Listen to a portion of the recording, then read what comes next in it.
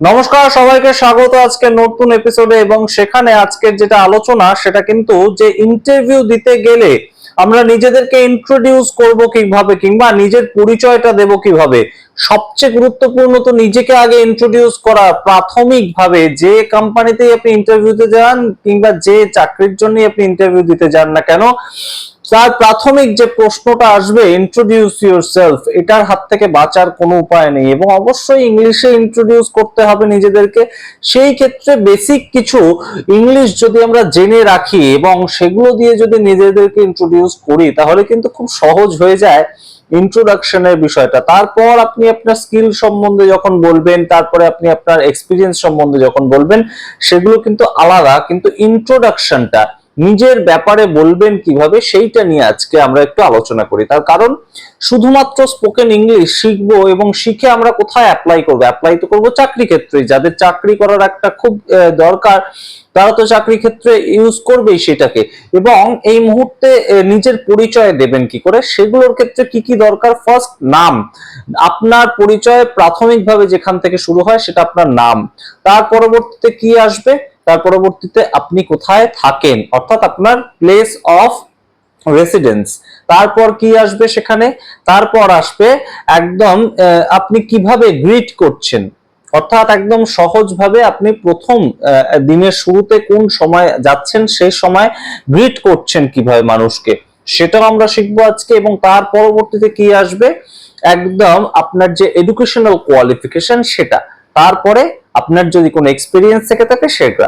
এবং পর পর প্রত্যেকটা স্টেপে কিন্তু নিজেদের পরিচয় আমাদের দিতে হবে অচেনা মানুষের সামনে। সেগুলো কিভাবে আমরা চটজলদি শিখে ফেলি। এবং তার আগে অবশ্যই এই চ্যানেলটিকে সাবস্ক্রাইব করে দিন, এই ভিডিও সবার মাধ্যমে ছড়িয়ে দিন, সবার কাছে ছড়িয়ে দিন। এবং যারাই এই অসুবিধায় পড়ে তারাই যেন এই ভিডিও দেখে খানিকটা উপকৃত হয়, এটাই আমাদের মোটো হওয়া উচিত। এই মুহূর্তে প্রাথমিকভাবে আমরা দিনের যে কোনো সময় যদি যাই, মানুষকে কিন্তু গ্রিট করতে হবে সেই সময়ের অনুপাতে। অর্থাৎ আমি সকাল 1টার সময় যদি যাই, দুপুর 1টার সময় যদি যাই, তাহলে কি আমি আর তাকে গুড মর্নিং বলতে পারি? কিন্তু এই ভুলটা কিন্তু আমরা সবাই করে থাকি। বিভিন্ন সময় আমরা বিভিন্ন প্রেক্ষাপটে গুড মর্নিং কথাটাই মুখ থেকে বেরিয়ে পড়ে গ্রিটিংস করার জন্য। মানুষকে গ্রিট করছি আমি, কিন্তু সময়টা আমি নজর রাখবো না। সে হয়তো লাঞ্চ খাচ্ছে, কিন্তু আমি তাকে গিয়ে গুড মর্নিং বললাম, যেহেতু তার সঙ্গে আমার প্রথমবার দেখা হচ্ছে দিনে। সেটা তো হতে পারে না। তাহলে কি করতে হবে? একটা টাইম ফ্রেম আছে, সেটা ধরে চলতে হবে। বহু টাইম ফ্রেম আছে, সেগুলো আমরা পরে কোনো সময় শিখবো। কিন্তু আপাতত 3টে সময় আমরা ভাগ করতে পারি সারা দিনটাকে। সকাল 5টা থেকে একদম বেলা 12টা পর্যন্ত আমরা যখনই মানুষের সঙ্গে দেখা হবে, অচেনা মানুষের সঙ্গে, সেই সময় যদি আপনার ইন্টারভিউটা পড়ে, আপনি বলবেন গুড মর্নিং, একদম সহজ বিষয়। তারপর দুপুর 12টা থেকে বিকেল 5টা পর্যন্ত যদি কারোর সঙ্গে দেখা হয়, সেই সময় যদি ইন্টারভিউ পড়ে, তাহলে কি বলতে হবে? Good afternoon. এই এর মধ্যে দুটো ভাগ আছে, নুন এবং আফটারনুন, কিন্তু আমরা আফটারনুন বলবো। এবং তার পরবর্তীতে বিকেল 5টা থেকে একদম রাত্রিবেলা পর্যন্ত আমরা সেই সময়টাকে কি বলবো? Good night. কিন্তু গুড নাইট বলে তো কাউকে গ্রিট করা যায় না, এটাও জেনে রাখতে হবে।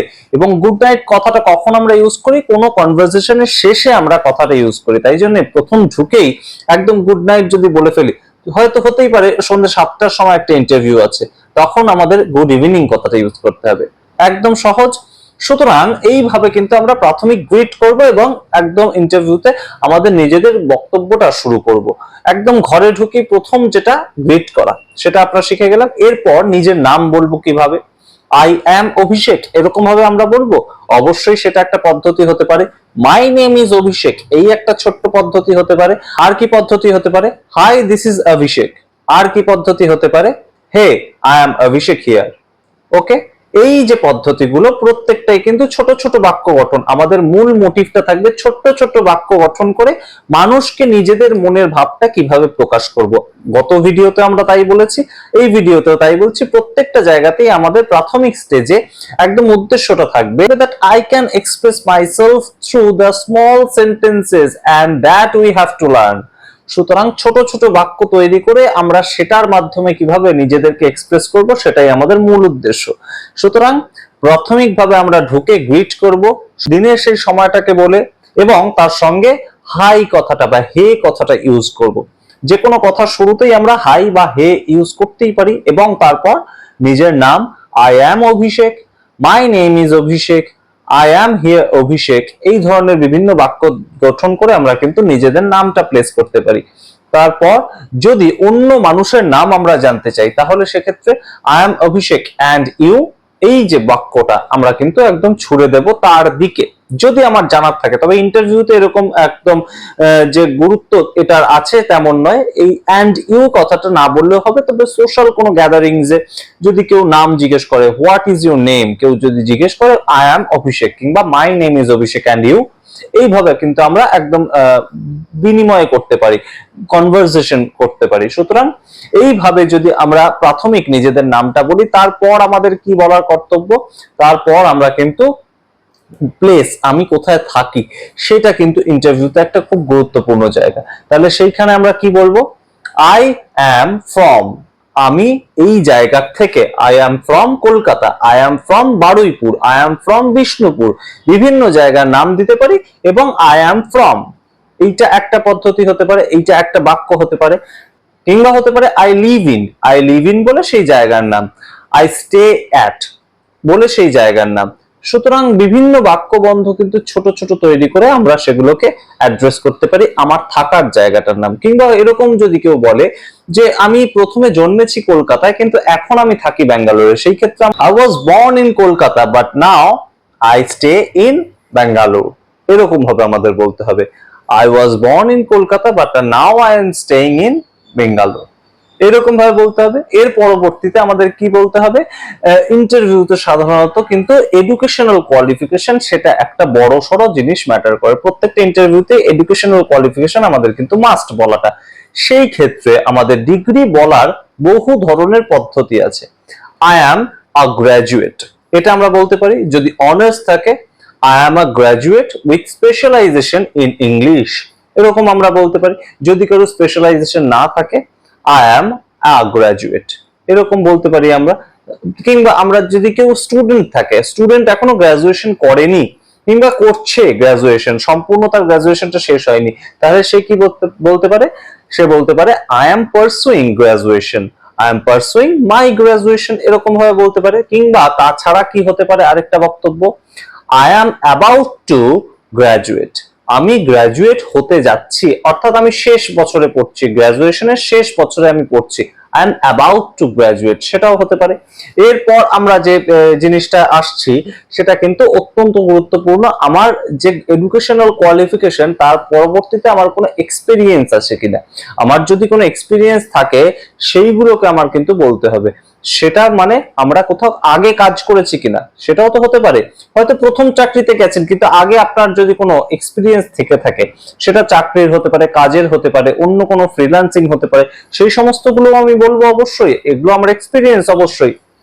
এবং সেই ক্ষেত্রে আমাকে কিন্তু বিভিন্ন ধরনের সেন্টেন্স গঠন করতে হবে, আমরা আমতা আমতা সেই জায়গায় করতে পারবো না। সেই ক্ষেত্রে আমার যে এক্সপিরিয়েন্সটা সেটা আমি কি করে বলবো, I have an experience of 8 years in teaching, আমার 8 বছরের টিচিং এর অভিজ্ঞতা রয়েছে, এরকম আমি বলতে পারি। সুতরাং এইরকম ভাবে আমরা ছোট ছোট বাক্য তৈরি করব এবং বাক্য তৈরি করে তারপর সেটাকে কিন্তু একদম ডেলিভার করব যে কোনো ইন্টারভিউতে কিংবা সোশ্যাল গ্যাদারিং এ। এবং প্রাথমিক যে জিনিসগুলো আমাদের লাগে একদম নিজের পরিচয় দেওয়ার ক্ষেত্রে, সেটা কিন্তু আমরা আজকে মোটামুটি আলোচনা করলাম। ফার্স্ট হে, হাই, এই কথাগুলো আমরা বলতে পারি। তারপর আমরা দিনের সময়টাকে দেখে good morning, good evening, good afternoon, এই ধরনের কথাগুলো বলতে পারি। তারপর আমরা কি বলবো, একদম সরাসরি নিজের নামে চলে আসবো, I am Abhishek and you, আপনার নাম। যদি সেটা ইন্টারভিউ হয় আপনার নাম জিজ্ঞেস করব না, কিন্তু যদি সোশ্যাল গ্যাদারিং হয় সেখানে আমরা জিজ্ঞেস করতেই পারি। তার পরবর্তীতে আমরা কিন্তু বলতে হবে আমাদের নিজেদের একদম সরাসরি কোথা থেকে আসছি, I am coming from, I am from, I stay at, I stay in, এই ধরনের কথাগুলো কিন্তু আমরা বলতেই পারি অবশ্যই।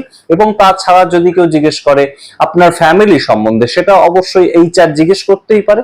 সেই ক্ষেত্রে আমাদের কি বলতে হবে, I am coming from a nuclear family. এখন সমস্ত ফ্যামিলি ছোট ছোট ফ্যামিলি, তো ছোট ফ্যামিলি সেটাকে একদম বোঝানোর জন্য খুব ভালো English, I am coming from a nuclear family. I am coming from a nuclear background, এরকমও হতে পারে।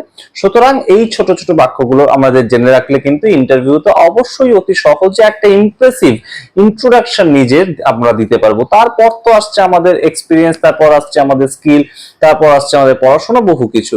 কিন্তু প্রাথমিকভাবে নিজেদের যে ইন্ট্রোডাকশন সেটার মাধ্যমেই কিন্তু ইমপ্রেস করে ফেলা যায় যে ইন্টারভিউ নিচ্ছে তাকে। সুতরাং আজকে এইটুকুই। কেমন লাগলো ভিডিও অবশ্যই কমেন্ট বক্সে কমেন্ট করো, এবং অবশ্যই এই চ্যানেল অনেকের মধ্যে ছড়িয়ে দাও, সাবস্ক্রাইব করতে ভুলো না। ধন্যবাদ।